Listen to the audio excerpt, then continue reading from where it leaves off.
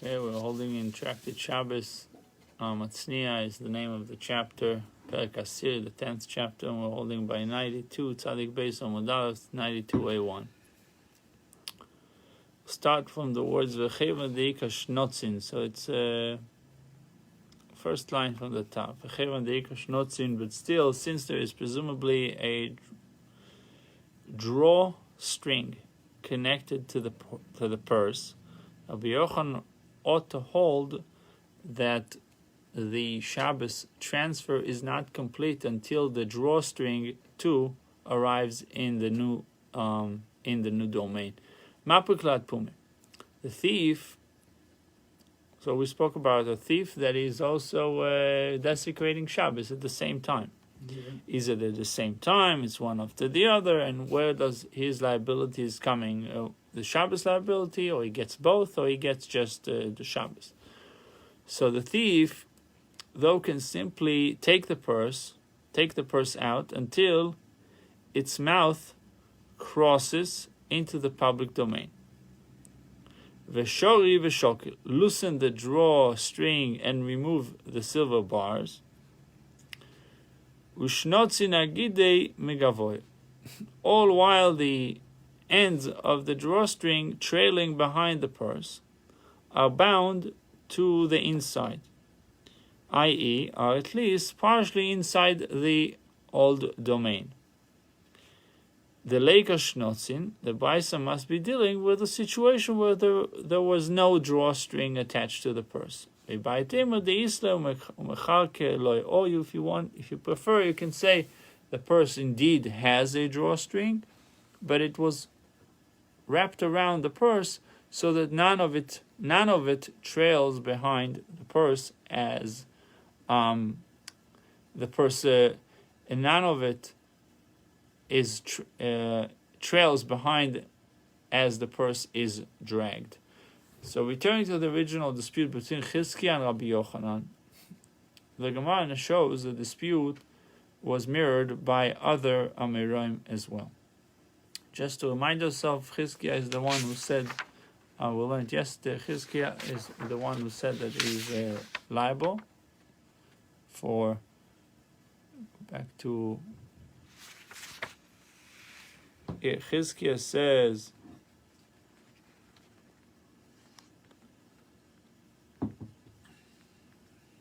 Omar Chizkiah, so if somebody, the case was, if somebody takes a basket and he takes it out and he places it on the scoop, on the threshold. So if he places it on the threshold and most of it is on Ushus Harabim, but still some of it touches Ushus HaYochid, is potu. But the Gemara says that's only was Chizkiah's diuk. He says that is potu if it has kishuim udluim, had the cucumbers and gourds. But if it has chardol, mustard seeds, then he is going to be liable according to Chizkiah. Rabbi Yochanan says no, regardless of what the basket contains, he is not going to be liable. So that was the machlokes the machlokes that came right after the Mishnah that we learned. So let's see. The Mishnah's ruling was taught only with reference to a basket full of cucumbers and gourds. But if it was full of mustard seeds, Chai of the person would be liable even when the basket straddles both domains, touches the Ushus HaYochid, touches the public and private domain together. For inevitably some of the seeds would be entirely resting within the public domain. I guess if you would take it out of the basket, all these seeds are going to flow into Ushus Harabim because most of it is already in Ushus Harabim. So that goes back to another type of machlokes, another dispute, whether the container, the vessel, is bonding the inside of it, the content, or it's not bonding it. Evidently, Rava maintains that the bond of a vessel is not recognized as a bond. It's just being placed there, but there's no bond between the vessel and the content. Even if the basket were full of mustard seeds, potu, like Rabbi Yochanan, still the person is exempt. Alma Kosova, because he is holding, maybe Abaye's reasoning is given because Eged Klish may Eged. But Abaye would maintain that the bond of a vessel is regarded as a bond, and we discussed yesterday that if it touches the private domain, it's considered as if it's one with the private domain, and therefore he didn't really transfer it from one domain to another. Abaye subsequently took Rava's view, and Rava took up Abaye's view. What does that mean? At the end, Abaye identified with Chizkiya's position. Rava propounded Rabbi Yochanan's view, that Abaye at the end was Machmir and like Chizkiya, and Rava was maker like Rabbi Yochanan. Rami da Abaye. So this is similarly a contradiction to Abaye. Decide who you with. Are you according with Rabbi Yochanan or Chizkiya? Rami de Rava, and similarly, the contradiction between Rava's view and Rava's view. And if somebody takes out food, produce to Shutsurabim, Abaye Omar biyad. Abaye saying if he takes it with his hand from private to public, if the person transfers it in his hand and the rest of the body remains behind in the private domain. So he's standing in private domain, but his hand is now, his hand is being extended into a public domain. If he transfers it with a vessel, so I'm holding basket has food, I'm standing in private domain, this is public domain, I'm extending my hand, I'm potu. If I do it without a vessel, just holding, let's say, a watermelon in my hand, and it's extended into a public domain, I'm liable. But if it's in a vessel, it's potu, b'kli potu. Rava Omar, and Rava said the opposite, bayad potu, b'kli chayav, the other way around. If bayad potu b'kli chayav, Abaye said, if it's with your hand, you're liable. With the vessel, you're not liable. Rava said, if you're holding it with your hand, you're potu, b'kli, you're chayav. So evidently, Abaye recognizes a vessel's bond to the domain of origin as legally significant, while Rava does not. Rava said, Abaye said, b'kli potu. If he does with the kli potu, meaning that the vessel's bond is connected to the origin, which means the vessel is connected to the body, and therefore my body is in private domain. I didn't do anything. Rava does not. Rava on the other hand, no. Where is the kli? The kli is in Shusarabim, you're liable. Epuch, the Gemara has switched their positions as recorded in the last teaching. That Rava is the one who exempt the case in the case of the vessel, while Abaye is the one that holds a person liable. B'yad Chayov, with his hand he is liable, even if the rest of his body remains in the domain of origin, in the private domain. But none, we have learned otherwise in the Mishnah. The Mishnah says the other way around. Poshas Baal Abayis Yod L'chutz. This is the famous Mishnah of Tractate Shabbos. If the one Baal Abayis, the owner of the house, the one who's in the house, extended his hand to the outside. Right. The outside is public domain. And the poor man takes from his hand. Right. Takes from his hand. Or he places something inside the hands of the owner, the Baal Abayis, and then he brings it in. Or the poor man placed an object into the householder's hand, and the householder brought the object in. They're both Pturim because, right, we said that none of them did the two acts that you have to do, removing right. and setting down. Right. This is the first mission in the sector. Right, the famous mission. In the first case described here, the householder extends his laden hand into a public domain. But still, the Mishnah rules that he is exempt because the person's body remains behind in the domain of origin. Just because I'm extending my hand, but follow the body. What is the body? The body remains in private domain, in the house. The Gemara replies that this is not, in fact, the reason the householder is held to be exempt. The reason why he's exempt, Hosum there in the Mishnah, the householder's hand remains more than 3 tefachim above the ground. Hence, the reason he's exempt is because he never placed the object at rest in the public domain. Acha, here in Rava's teaching, Lamata Mishloisha, the person's hand did come below 3 tefachim from the ground, so that legally speaking, the object has come to rest in the new domain.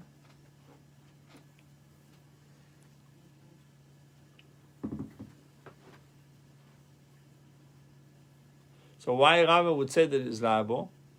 Person head did come, his hand did come below 3 tefachim from the ground, so that legally speaking, the object has come to rest, even though it's in his hand. Remember the rule that we said, just because, even if you're walking into a place and it's considered rested, if it's under 3 tefachim, it's considered rested already. Okay, no Mishnah. The Mishnah teaches that under biblical law, one is not liable for carrying an object from one domain to another, unless he carries it in a normal manner. If one takes an object out from one domain to another, ben b'yamin or ben b'smoiloi, whether he carries it in his right hand or in his left hand, b'seichek or ksefov, in his bosom or on his shoulders, chayav, he is liable. Shekein masab nekios, for such was the method of carrying used by the sons of Kehas. If, however, he carried it backhandedly in some unusual manner, beragloi, for example, he carried it with his food, befiv, on his mouth, marpeko, his armpit, boznoi, in his ear, seoroi, fundosu, filamato, in his money belt, with its opening hanging downward, ben pudosu chalukoi, between his money belt and his shirt, with sfas chalukoi, in the hem of his cloak, b'ne'oloi, b'sandoloi, in his shoe, or in his sandal, patu. In all these cases, he is exempt, for he did not carry out in the manner of those who carry things out. So the Gemara derives another law from the way in which the family of Kehos carried the vessels of the tabernacle. Omar Abilozo said, one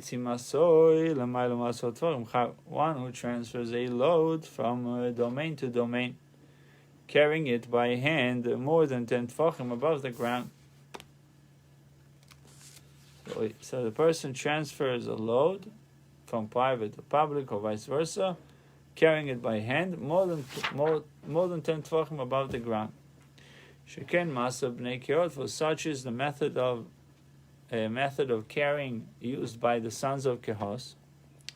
Umasa b'nei Kehos menan, from where do we know that such was the method of carrying used by the sons of Kehos? But Apostle dichtiv ala mishkan mizbeach soviv, the curtains of the courtyard that surrounded the tabernacle and the altar. Makish mizbeach la mishkan.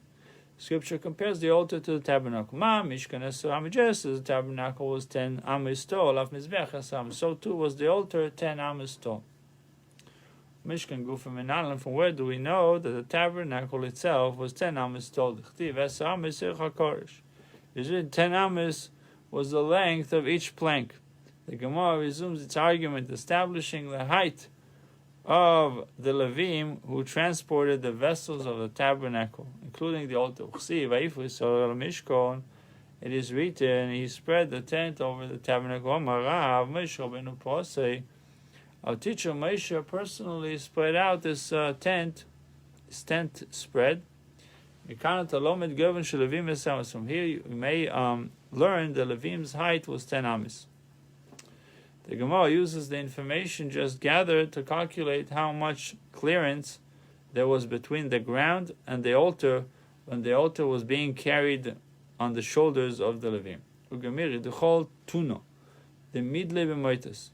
We have a tradition any load that is carried with poles, tiltom ele'elu sreim tiltim elesachas, is positioned so that 1/3 of its bulk is above the carrier's shoulders, and the 2/3 is below their shoulders. 2/3 of the altar height, which was 6 and 2/3 of amis, would have hung below the Levim shoulders, leaving clearance of just 3 and 1/3 amis between the altar and the ground. So we find that the altar was elevated well above 10 tefachim from the ground, lending support to the notion that one who carries at this height is liable. The Gemara provides an alternative proof that the Kehosim, the Canaanites, carried vessels more than 10 tefachim above the ground, which is not easy. 10 tefachim is already high. They got to be very tall people, because we said 10 tefachim is 50 inches above ground. If you translate it to feet, we're talking about 4 feet, 4 feet above ground. So they held everything 4 feet above ground. That means that they had to be tall people. They got to be tall. After 4 feet above the ground. No, the object itself was 4 feet above ground. Yeah. So that means that they carried it high, and they got to be tall, because this was also the size of the ark was almost about 9. 10 amas? Almost 10 amas. It says the Levim's height was It says 10 6 by the Levim. What? I don't know, you didn't get to it yet. The Levim. The Levim's height was 10 amas. Right. So I told you they had to be tall. Yeah, They had to be tall. That's like 30 feet. Let me see. 10 times 18 is 180 divided by 12. It's not possible. Again, 10 amas is each amma is 18 inches. It's a foot and a half. So it's 180 inches divided by 12. That comes to 15. They have to be 15 amas. 15 feet. 15 feet. So for them to pick it up 4 feet above ground, it's hard. No, 3 feet. If they kept more than 3 feet, it's easy because they are 15 amas. They're tall people. Yeah, but 15 feet. No, 15 you feet. said they're carrying a 4 amas. No, they're carrying it. They're carrying it 3 tefachim above ground. 3 tefachim, only 15 inches from the ground. Yeah. It's nothing. What is 15? No, but I'm saying if now the height of you have to think of the height of, for example, the ark. Are they carrying it from the bottom? Well, it explains to you over here how they carried it. It says we have a tradition that any load that is carried with poles is positioned so that 1/3 of its bulk is above the carrier's shoulders and 2/3 is below their shoulders. And so 6 amis were 2/3 of the altar amis was 6 would have hung below the Levim shoulders, leaving the clearance of just 3 amis between the altar and the ground. Mm-hmm. Okay. And we find that the altar was elevated well above 10 tefachim from the ground. Well above 10 tefachim from the ground. Lending support to the notion that one who carries at this height is liable. Or you prefer, say we can derive this from the Holy Ark. The Ark was 9 tefachim tall. So 45 divided by 12, just 3 almost 4 feet. The size of the 3.75, the size of the ark. The Omar O and Tisha, Chaperes Tefach, and now the covering. Placed on One top. second. So I want to do the math again. It says O and Tisha, not 9 times Tisha what? Tisha Tfachim. So it's 9 times 5, 45. 45 divided by 12 makes it 3.75. So that means that the ark was a little bit less than 4 feet. Okay. The covering placed on the top of the ark was a tefach thick, kind of so. So together you have total 10 tefachim, which is about 4 feet. We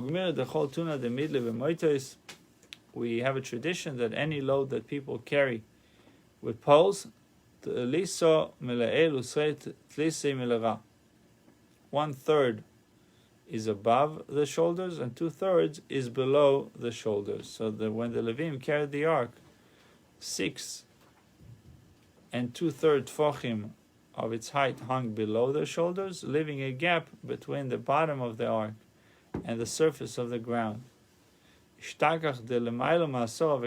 we find that the ark was carried more than 10 tefachim above the ground, leading support to Rabbi Lozo, who holds that one who carries at this height is liable. The Gemara says, 1 second, but let us derive from Moshe, from the way the Levim carried the altar. Why is it necessary to add that one can also learn this from the way the Levim carried the ark? The Gemara answered that the first argument was based on the presumption that could be disputed. Dilma Moshe Shani, perhaps Moshe was different. He was taller than all the other Levim.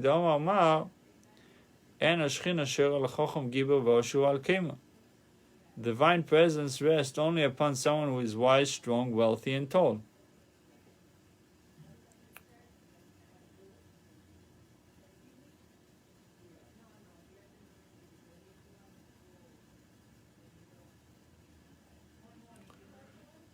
The Mishnah classifies certain ways of carrying things as normal and several others as aberrant or unusual.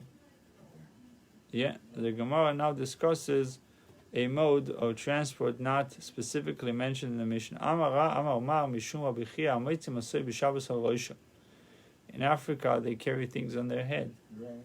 So if someone transfers a load upon his head to another domain, for the people of Hutzel is liable to chatos because the people of Hutzel regularly do this. So, and it is therefore not deemed unusual. But the population of Hutzel represent the majority of the people of the world? While it may be normal for them to carry loads in such a manner, most others certainly do not carry things that way. Rather, if this was stated at all, this is how it must have been stated. Rav said in the name of Bichia, if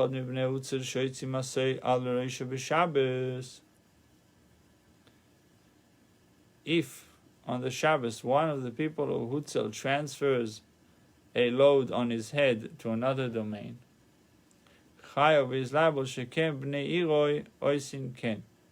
the people of the city do this regularly. But let the person thoughts be negated in the view of the overwhelming consensus of all other people in the world to the contrary. Since the vast majority of people do not use this method of transport, the practice should be deemed categorically unusual. Accepting this point, the Gemara once again amends Rav's ruling. Ela I itmar hachi itmar. Whether if this was stated at all, this is how it must have been stated. One who transfers a load on his head is exempt. But if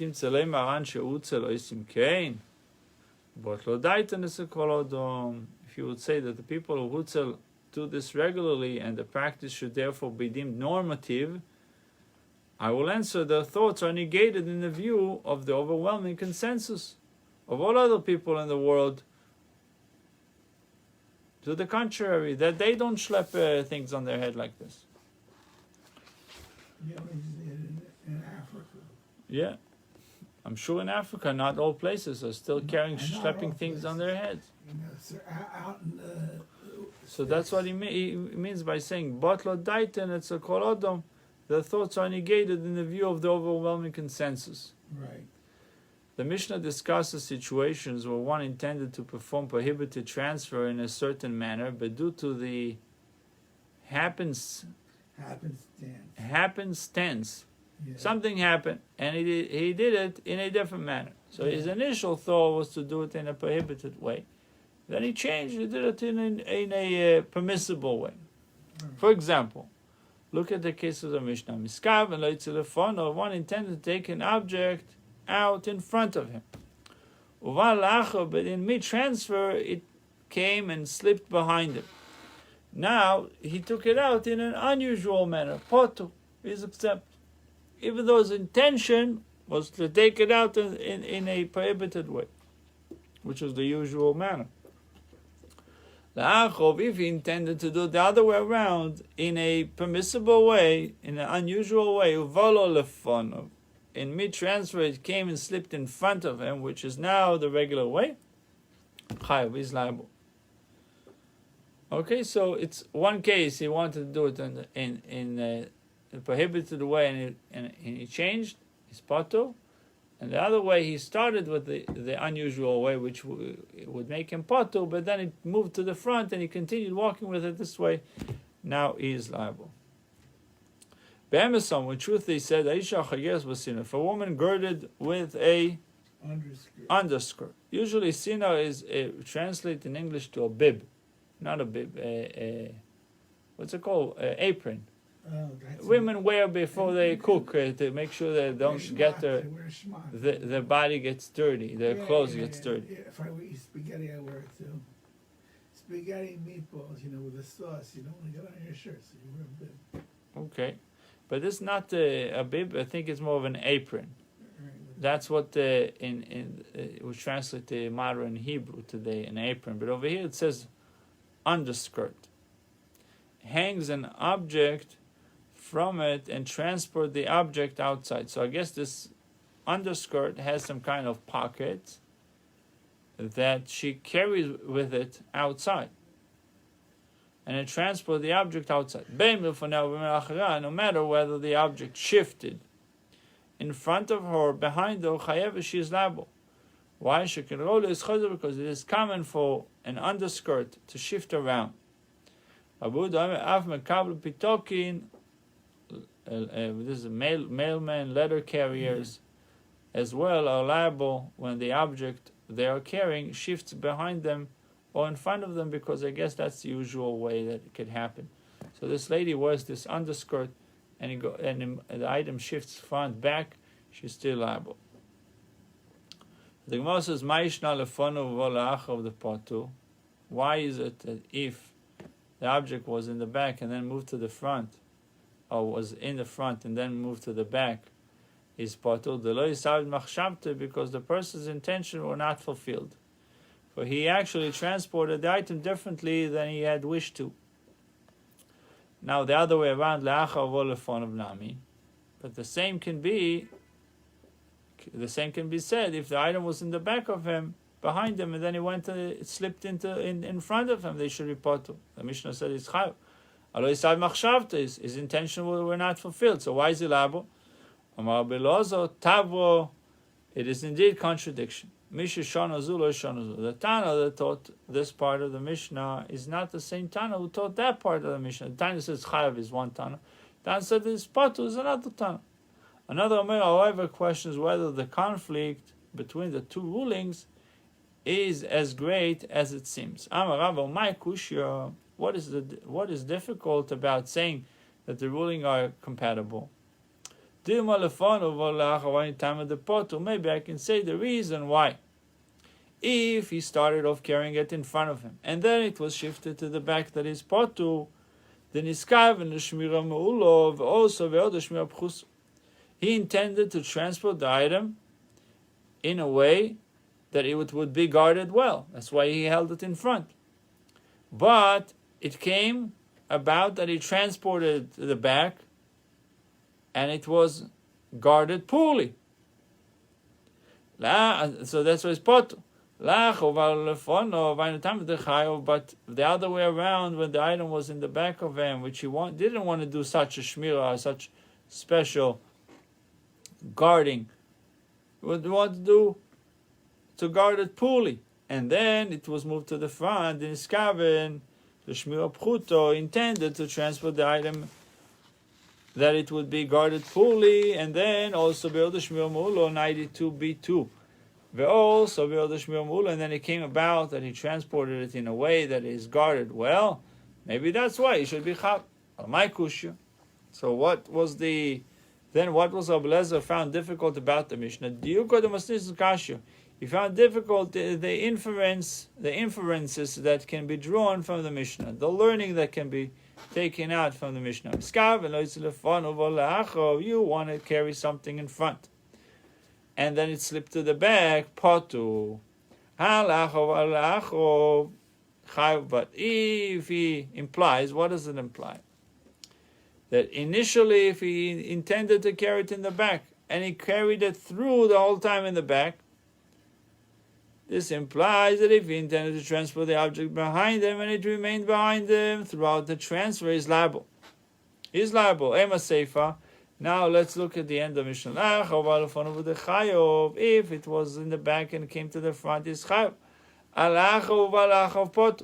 The point is, he's saying the difficulty over here, that the implications are off. Because if you say he carried it in the back, in the front, and it came to the back, his potu, I can still say that if he was carrying it all the way through in the back, he's still liable. It was always behind him, he's liable. Walked from his house to the public domain, carrying in the back is liable.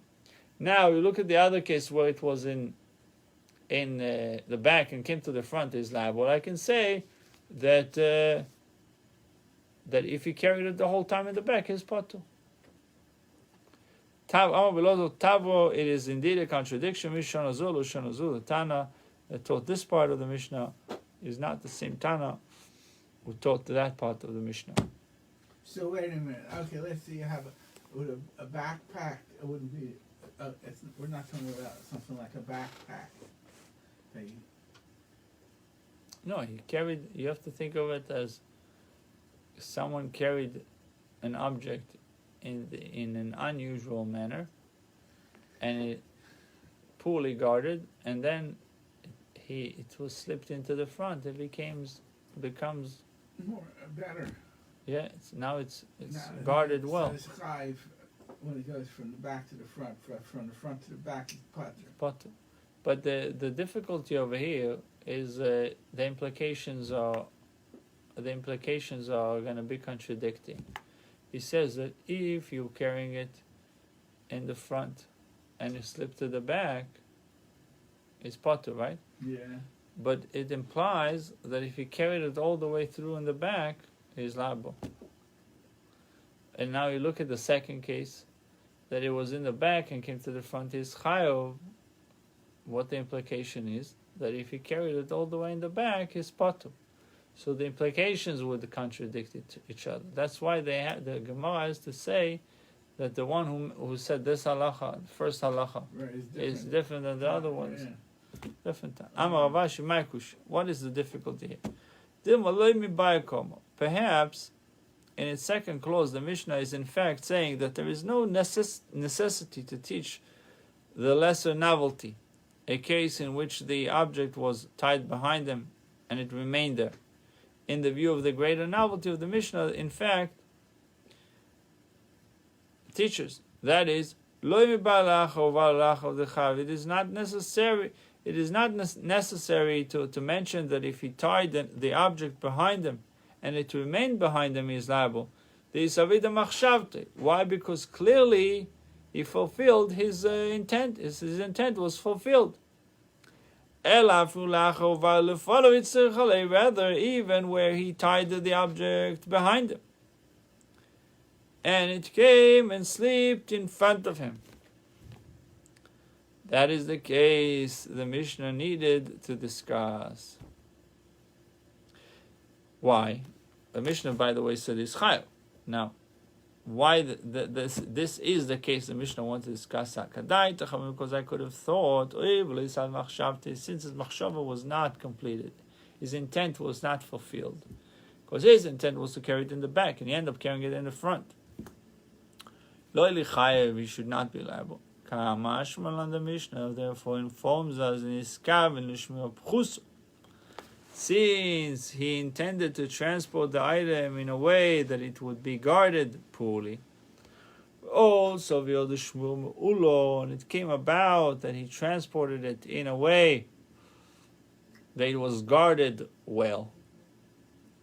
We say that in fact his intent was fulfilled, the chayav, and that he is liable. That's a chidush. Even though his intent was not fulfilled, but since it came about that he transported it in a way that it was guarded well, in fact his intent was fulfilled. The chayav. It's actually machlokes tanoim. If it was always behind him, remained behind him. Tanya, if one carries out coins in his money belt with its opening fastened above, near its waist, he is liable.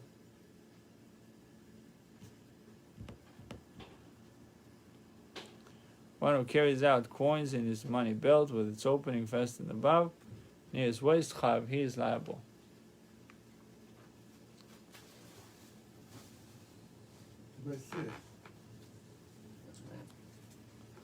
Pio Lamato, now, if, however, its opening was hanging downward, where the money could more easily fall out, Rabbi Yehuda mechayev, and Rabbi Yehuda holds him liable. Chachomim Petri, the rabbis saying Potu, sage's rule is exempt. Rabbi Yehuda said to the sage, would you not agree behind him and remain behind Shu Chayav? That he's liable, and sages responded to him, and you not agree when one places an object on the back of his hand or foot and transport it that way, he is exempt. If so, apply the same ruling to one whose money belt was hanging downwards. I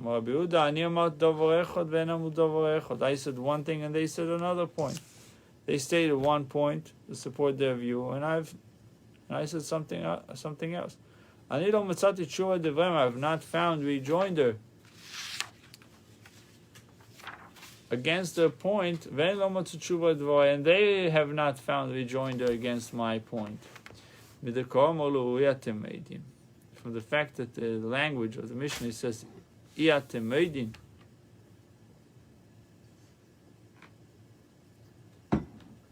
no, the language of the Gemara that say iatem meidin, don't you agree? Would you not agree? Lav miklal de pot rabban. Can it be inferred that indeed the sages do not agree with him and would exempt the perpetrator in that case? If so, this confirms that there is a Tanoic debate, a dispute between Rabbi Yehuda and the sages over whether one is liable in the case where the object remained tied behind the person. Is it liable or not? But according to your very own reasoning, we would say also, the sages said to Rabbi Yehuda, would you not agree in a case where one places an object on the back of his hand or foot, it can be inferred that indeed Rabbi Yehuda does not agree in that case, and he holds that the perpetrator is liable. Tanyo, stored explicitly in Abayis Potu, one who places an item on the back of his hand or foot and transport it is exempt according to everyone. You can now get things to put money in a thing over here. You could carry. They have things. They have pouches like that, yeah. Right. So then that would you'd be hive. No. It's not so simple. If it's it says I mean, it says over here on the back of his hand or foot, and transfer is exempt according to everyone. So you could carry money. Question mark. But this is such a highly deviant method of transfer that it is unanimously recognized as unusual. Unanimously recognized as unusual. So in light of this, the Gemara provides a new analysis of the respective positions of Rabbi Yehuda and the sages.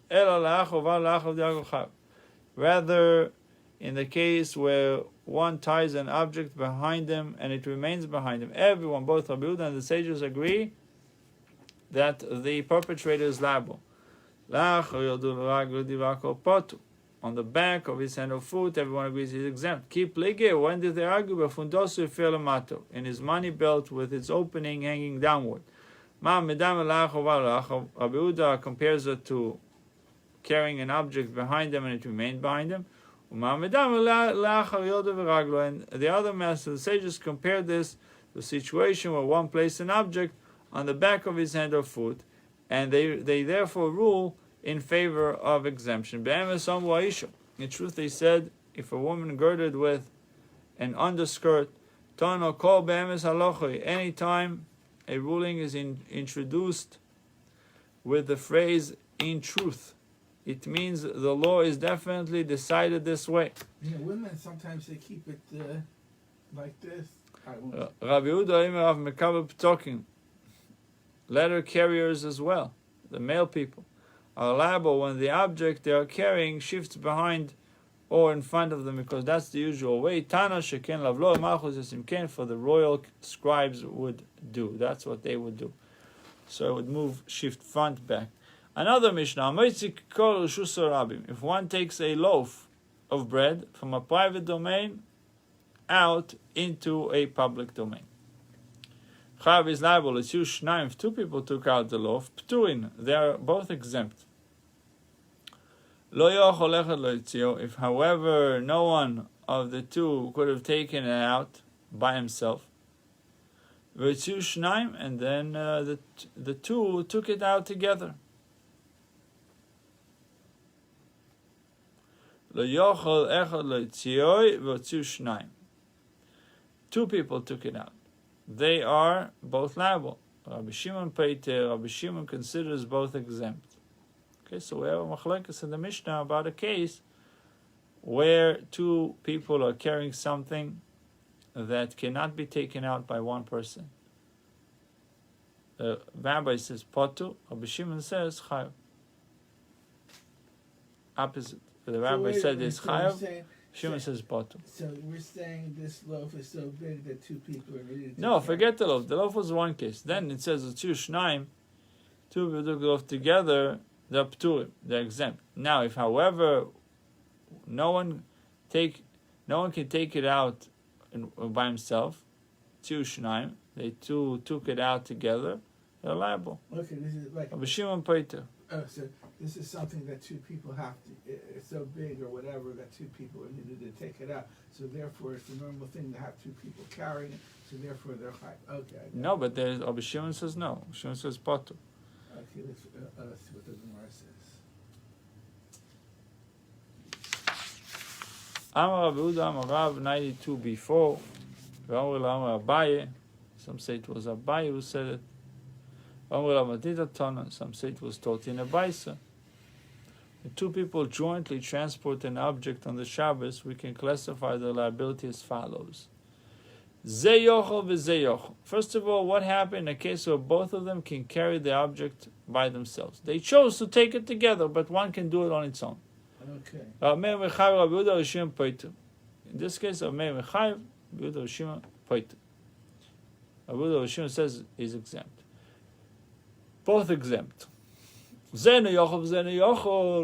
they can't carry it together by themselves, Rabbi Shimon Peiter. Rabbi Meir hold hold them both liable. Rabbi Shimon says is exempting them. Ze yochel v'ze no yochel. If one was able to carry it himself, but this other one was unable to carry it without assistance, divrei kol chayav, everyone agrees he is liable. Tanya namiachi. It was taught in a brisa. If one takes a loaf of bread from a private domain out into a public domain, chayav, he is liable. If two people took the loaf out together, Rabbi Meir holds them both liable. While Rabbi Yehuda says this depends on the situation. If neither person was able to carry the item himself, and the two took it out together, chayovim, they both are liable. But if this was not the case, each could have transported alone. Peturim, they are both exempt. Rabbi Shimon though exempt the parties in both these cases. The Gemara shows how each Tana came to his respective conclusion. From where do we know these things? The Tanu Rabbanon.